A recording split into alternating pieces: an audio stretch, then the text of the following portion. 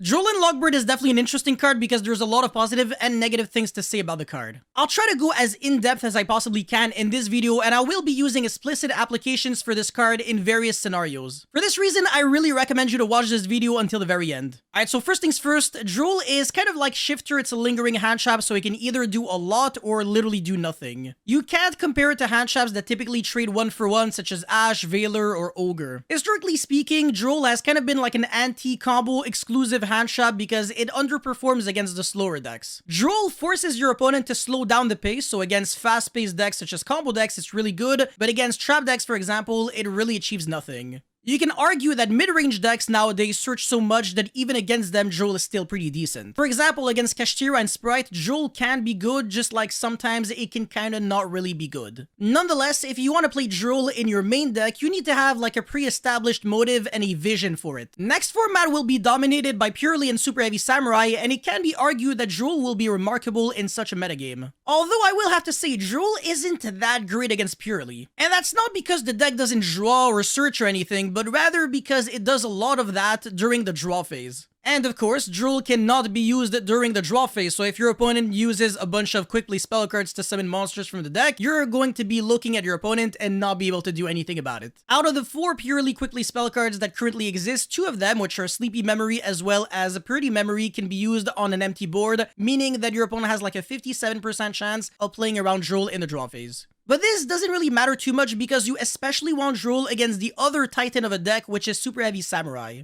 That deck does a lot of searching, and there's very little it can even do about Droll. Actually, I take that back. There's definitely a few things that the deck can do about Droll, but it's very complicated. You have to go out of your way and do really unorthodox things, such as not search with Soul Piercer or search a different card than you're used to. Another interesting thing about Droll is that people might be really trigger happy and want to use it as early as they possibly can, but just because you can doesn't mean you should. For example, when Dragon Link used to be a thing, people absolutely refused to use Droll on the resolution of Chaos Space because that could actually be met with Gamma. And that deck was notorious for playing Gamma, and now everybody is playing Gamma in Super Heavy Samurai. And resolving Gamma on your own turn is by far one of the nastiest things you can do in Yu-Gi-Oh! Because not only are you kind of using a call by the grave on your opponent's hand trap, but also you're basically going to be making full combo on top of 1 extra negate. Because of that, I strongly recommend you to hold your Droll until your opponent's first search while they control a monster on the field. For example, if they start immediately with Prodigy and then use the effect of Big Benkei, or if they go into Soul Piercer and then the Link one, they always kind of lose to Droll. But definitely don't use Droll if your opponent goes like Bike Effect on an empty board, for example. Now, the bad news is, if you Droll against Super Heavy Samurai, they might unfortunately still have bodies on the field and,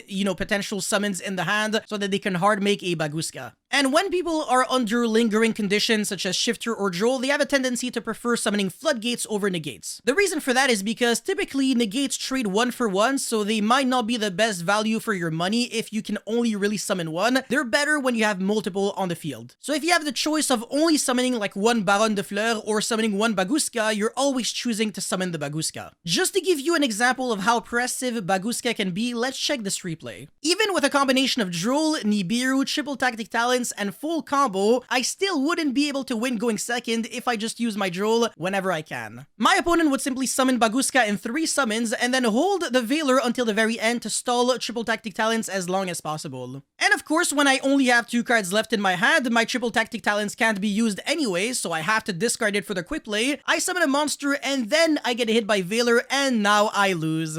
The funny thing is, this can completely change in your favor if you let your opponent get a little too comfortable and even greedy. So usually when people's first surge goes through, they usually have a tendency to believe that they will not be getting hit by Droll anytime soon, and this is where you can hit them hard. So as you can see in this replay, I held my Droll for my opponent's second search, which forces him to actually commit to an extra line of play. And that way, Baguska is summon number 5 and not summon number 3 because the Super Heavy Samurai Link 1 was a part of the combo. That means that I can actually Nibiru the Baguska and not have to care about that at all, and now I don't have to go neck 4 just to have a chance to play. So that way, even if I have to eat like an Effect Veiler, for example, my triple Tactic Talents can easily allow me to recover. So I truly stand with what I said. Droll is at the same time a very good and a very bad card. It just depends on too many things. First of all, are you actually playing it against a deck that does a lot of drawing and searching outside of the draw phase? And also, are you using Drool correctly and safely, or just recklessly whenever you can? The more reckless you are, the luckier you might get, because your opponent might just pass on like nothing,